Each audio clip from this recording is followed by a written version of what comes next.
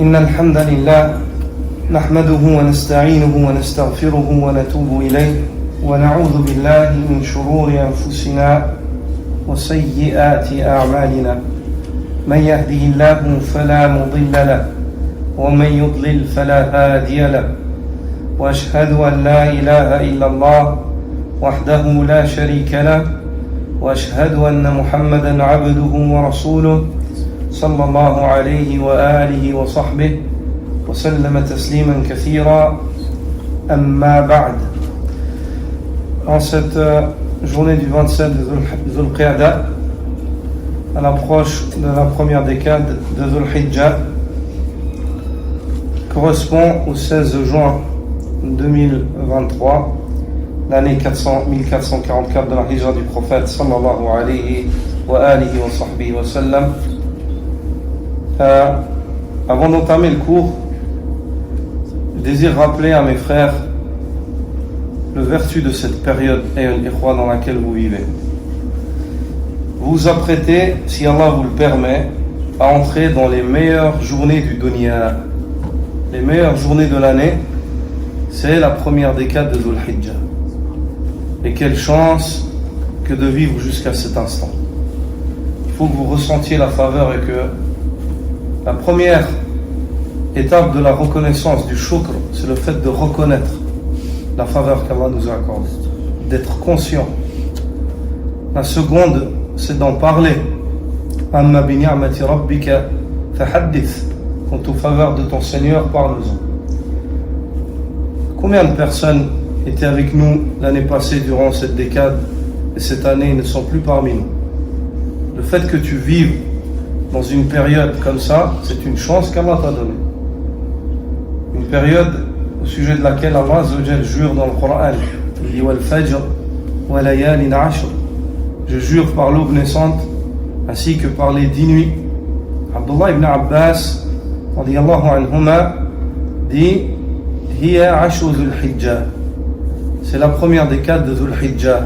Allah Azza wa Jal dit les 10 nuits. Il vise par cela la première décade, les 10 premières journées de Dhul Hijjah. Ces journées-là sont les meilleures journées du dunya. Car ce dunya, Allah ne l'a pas créé sans raison. Il l'a créé pour qu'on l'adore. Et il n'y a pas des journées au cours desquelles l'adoration d'Allah est meilleure qu'en ces journées-là. Le prophète sallallahu alayhi wa sallam dit Ma min ayyamin al-amalu salihu fihinna ahabbu ila Allah min hadhihi al-ayyam, yani al-ashr. Il n'y a pas des journées au cours desquelles l'œuvre vertueuse ne soit plus aimée auprès d'Allah que dans ces journées-là. Il vise par cela la décade. Il parlait de la première décade de Dhul Hijjah.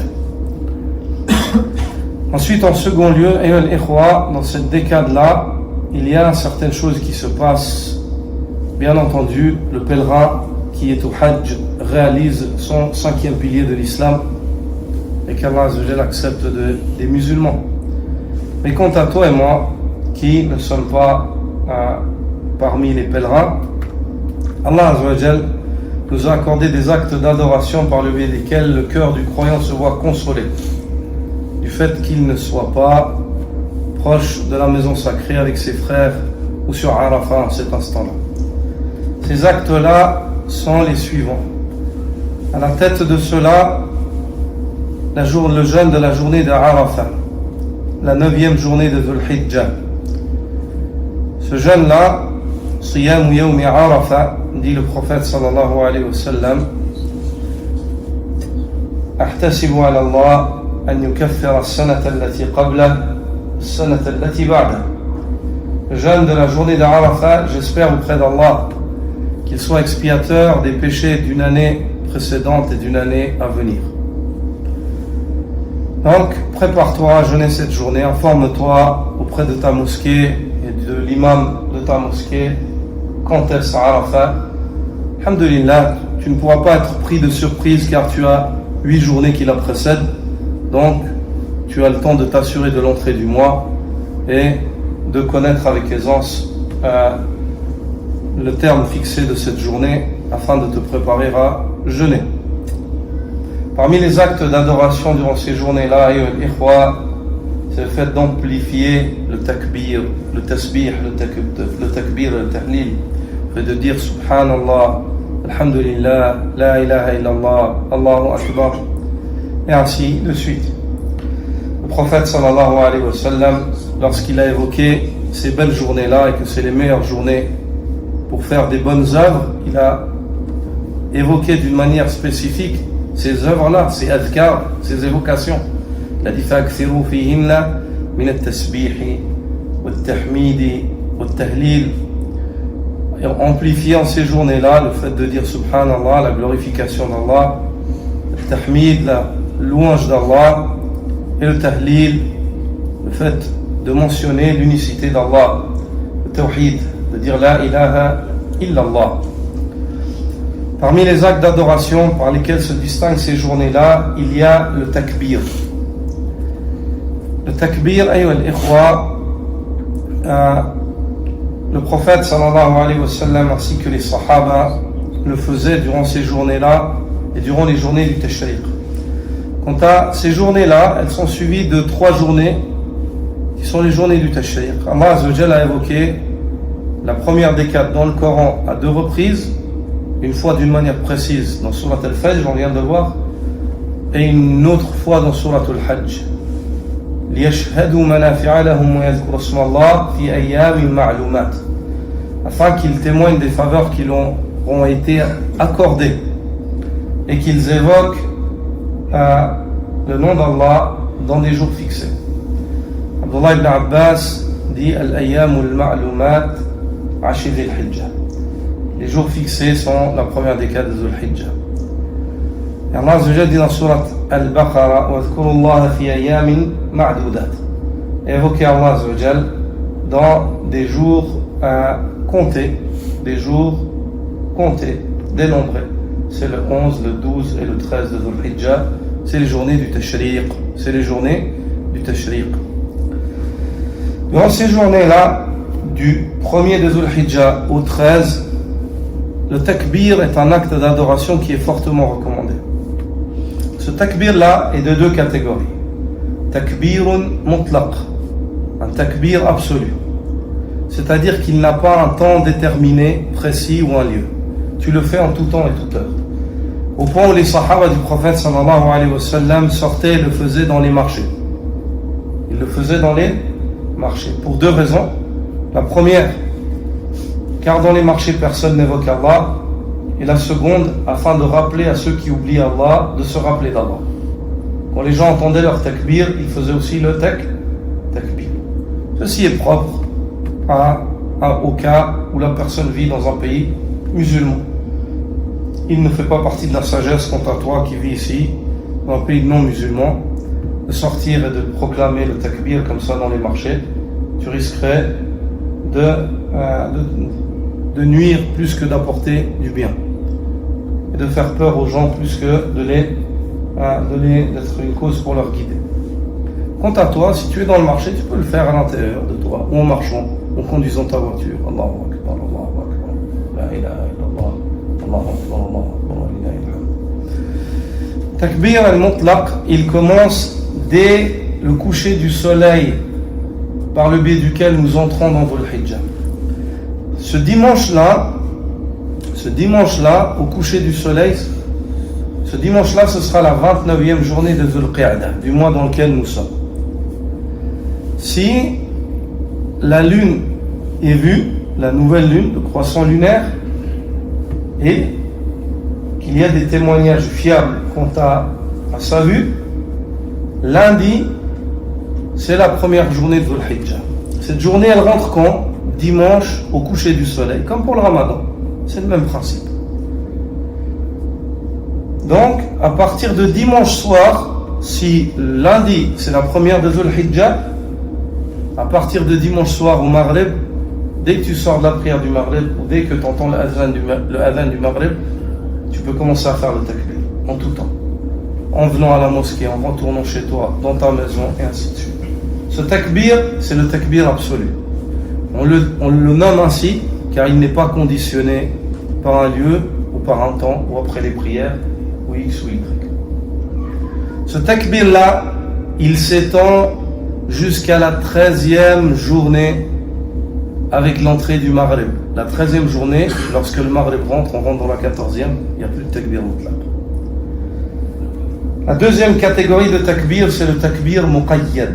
Le takbir dit restreint, car il est restreint après les prières obligatoires.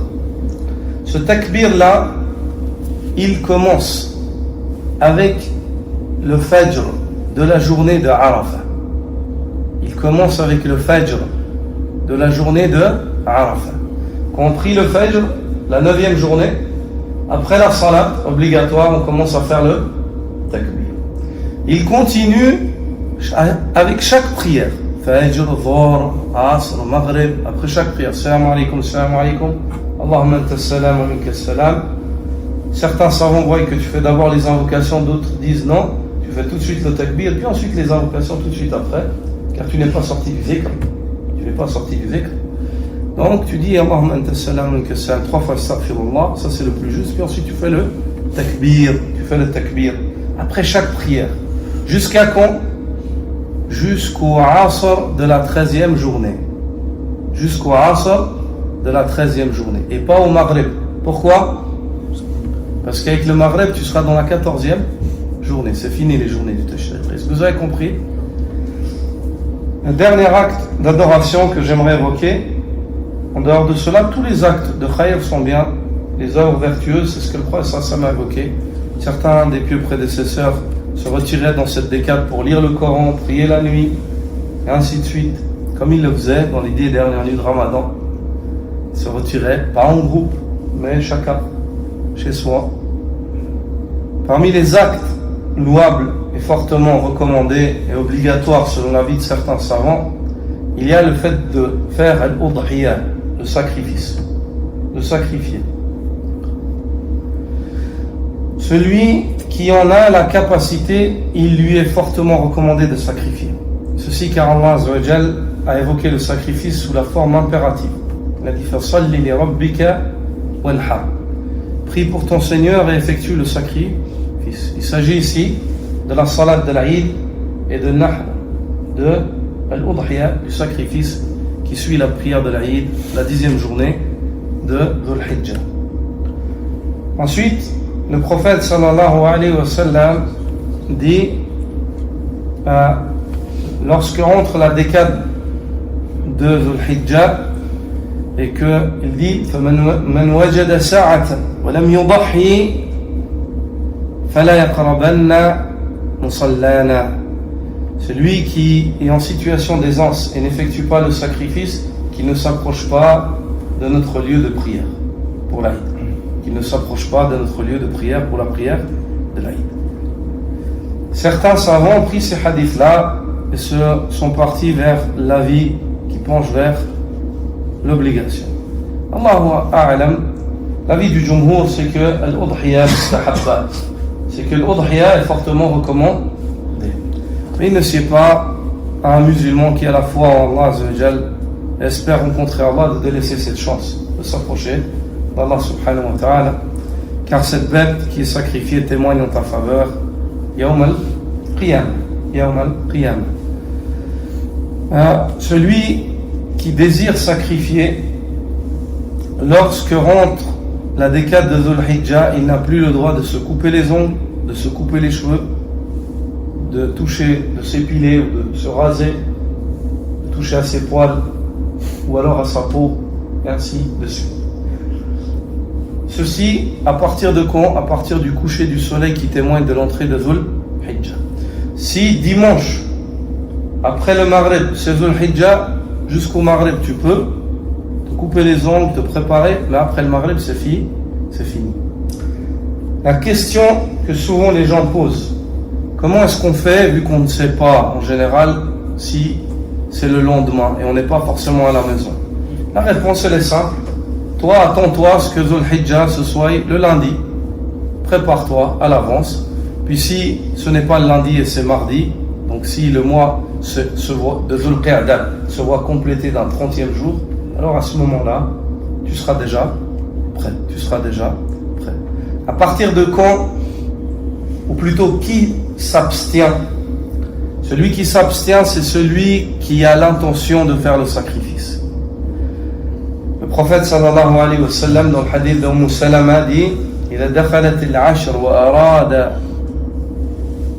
أحدكم أن يضحي فلا يمسن من شعره ولا من بشرته ولا من أظفاره أو كما قال صلى الله عليه وسلم من كان له ذبح يذبح. Ainsi de suite, ces hadiths, le prophète sallallahu alayhi wa sallam dit, lorsque rentre la décade de Dhul Hijjah et que l'un d'entre vous désire sacrifier, ou bien il a une bête à sacrifier, qu'il ne touche pas à ses cheveux, à ses ongles, et ainsi de suite. Donc c'est celui qui désire faire le sacrifice qui met la niyyah du sacrifice. Le sacrifice suffit à l'homme pour lui et pour les gens qui sont sous sa responsabilité. Le maître de maison, ainsi que sa femme et ses enfants, sont couverts par son sacrifice. Si la femme désire quant à elle sacrifier, car elle a la possibilité, elle désire s'approcher d'Allah par le sacrifice, il n'y a aucun mal à cela. Par contre, à ce moment-là, elle aussi, elle n'a plus le droit de toucher à ses ongles, à ses cheveux et à ses poils jusqu'à ce que le sacrifice soit fait. Jusqu'à quand? Jusqu'à ce que le sacrifice soit fait. Une autre question qui rentre en ligne de compte maintenant, c'est si la personne, et lorsque j'ai parlé de la femme ici, c'est si la femme sacrifie à part entière, en dehors de son mari. Car si le mari sacrifie, elle n'a pas besoin, elle et les enfants n'ont pas besoin, ne sont pas concernés par cette interdiction qui est le fait de se couper les ongles, et ainsi de suite. La question qui se pose, c'est si la personne, et c'est le cas d'une grande partie d'entre nous, ne sacrifie pas elle-même, mais elle mandate quelqu'un dans un pays pour sacrifier. Est-ce que c'est celui qui sacrifie à sa place là-bas qui s'abstient de se couper les cheveux et les ongles, ou est-ce que c'est la personne qui l'a mandaté?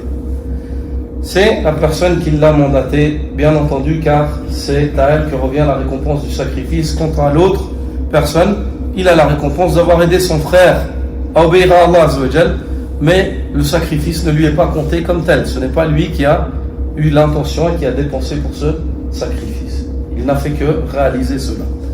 Donc lui, il n'a pas besoin de s'abstenir.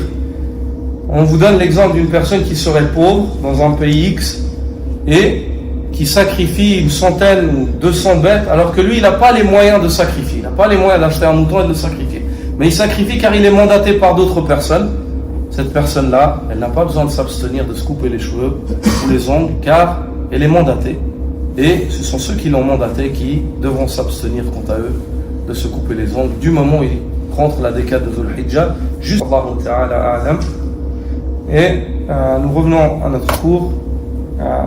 Nous avons